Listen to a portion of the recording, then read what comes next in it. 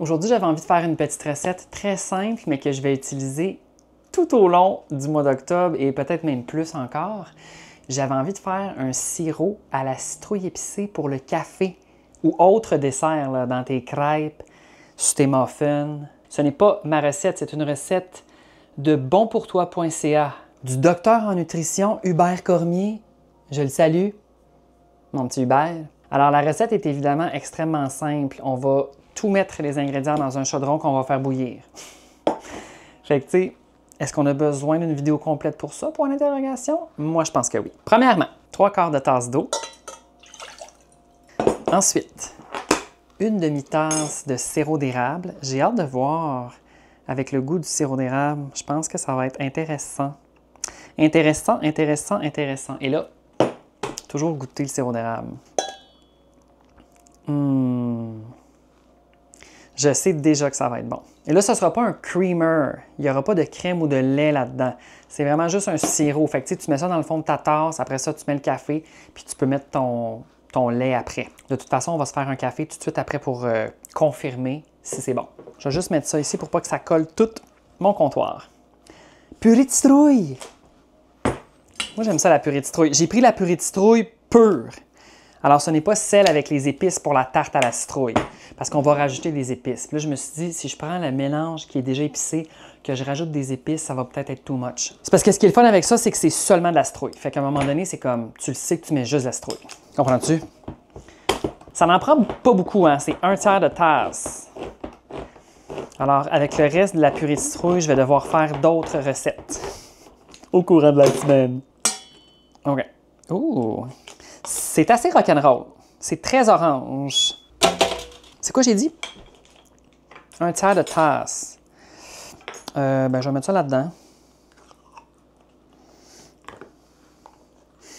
Alors, ça, c'est pas mal 1/3. On vient mettre ça là-dedans avec le reste de ça. C'est plein encore. C'est correct. Ensuite, un petit peu de vanille. Pas de la vanille. De la vanille. Tu mets un capuchon. Oh boy! OK, attends un peu, on va se laquer. Ça l'a renversé. Ensuite, c'est là qu'on met les épices. Puis là, ce qui est le fun, c'est que tu peux comme décider si tu en mets beaucoup ou pas beaucoup. Il y avait de la cassonade. J'ai pas mis de cassonade. Est-ce que je me suis trompé? Non. Attendez, il manque la cassonade. Alors, pour ce qui est de la casso, c'est 1/4 de tasse. C'est toujours très important de bien presser la cassonade quand on la mesure. Comme ça. Là, j'étais rendu aux épices. Une cuillère à thé de cannelle.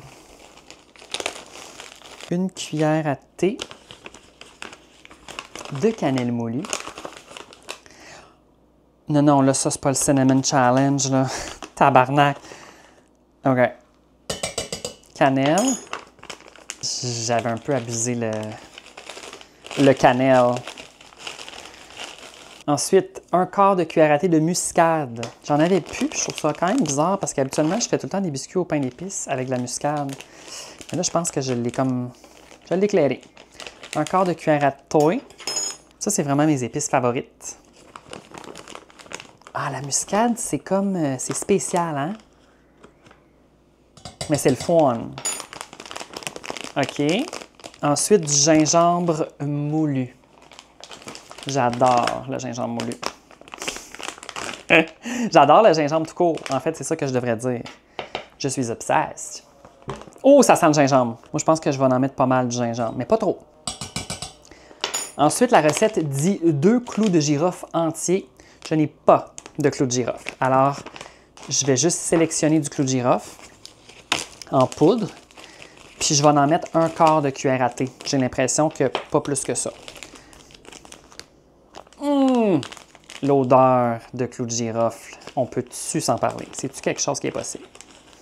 C'est-tu une possibilité? Je dépose.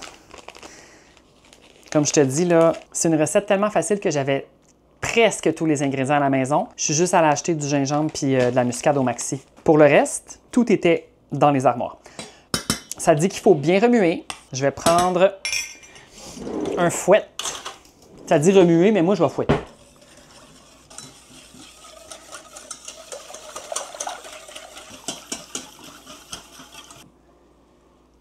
Ensuite, on vient porter à ébullition en remuant pour mélanger toutes les bonnes saveurs automnales qu'on vient de mettre là-dedans. Et une fois que ça bout, on va réduire et on va laisser mijoter environ une dizaine de minutes. Alors là, je vais partir un timer. Alors là, ce que je vais faire en attendant, c'est de simplement transférer la purée de citrouille dans un bol pour qu'on puisse la réutiliser. Tu sais, ça serait le fun comme des mini-cannes. Tu veux que je fasse quoi avec tout ça? Ben, on va s'arranger, là. Tu sais, mettons des muffins. Cette semaine, tout le monde. Puis tu sais, tu vas emporter à tes voisins des muffins tout chauds avec une belle miche. Ben là, je pense que ça va être pas mal ça.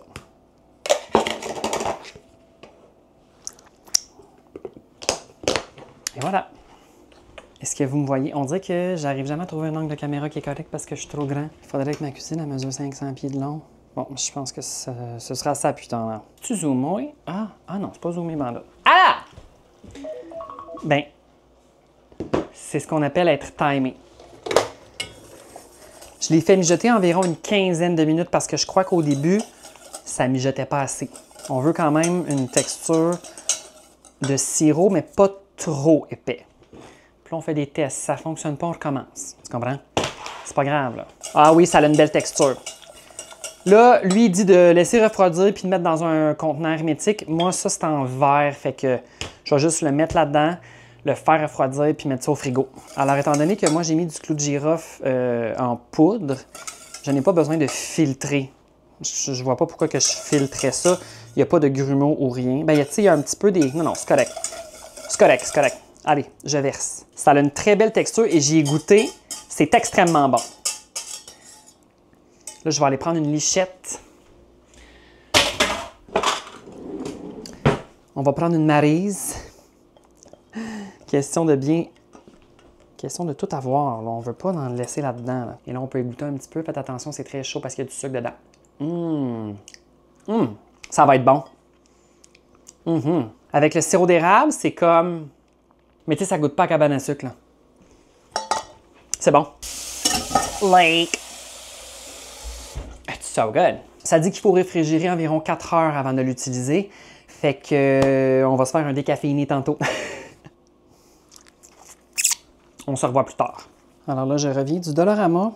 Je me suis acheté une bouteille à presser polyvalente. Je l'ai rincée et là, je vais mettre le sirop à l'intérieur.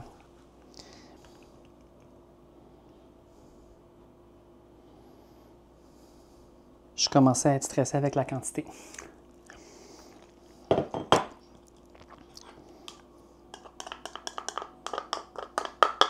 Ça...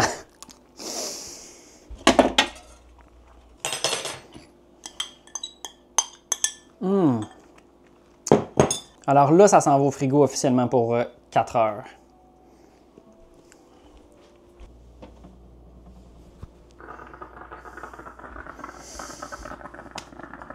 Alors, le sirop est refroidi. Je suis prêt à essayer tout ça dans un café en mode latte. Alors, ce que je vais faire, je vais mettre un peu de lait dans le fond. Pas trop.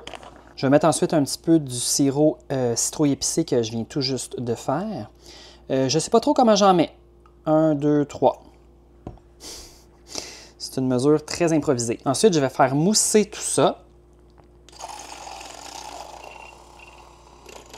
Ça me semble bien mélangé.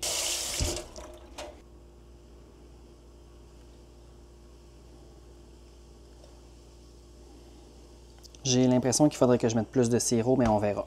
Ça filmait pas, je suis en train de dire que j'ai rajouté dedans, parce que c'était pas assez sucré, on goûtait pas tant. Puis là, je disais que faudrait que je me trouve une mesure, tu sais, mettons un shooter ou peut-être 2 shooters. Ça goûte, mais c'est pas un dessert. Et moi, c'est ça que je recherche. Sincèrement. C'est vraiment bon. Je donne la note de 9 sur 10. Merci de t'être rejoint pour cette vidéo. Caféiné, citrouillé, épicé. À demain. Bye!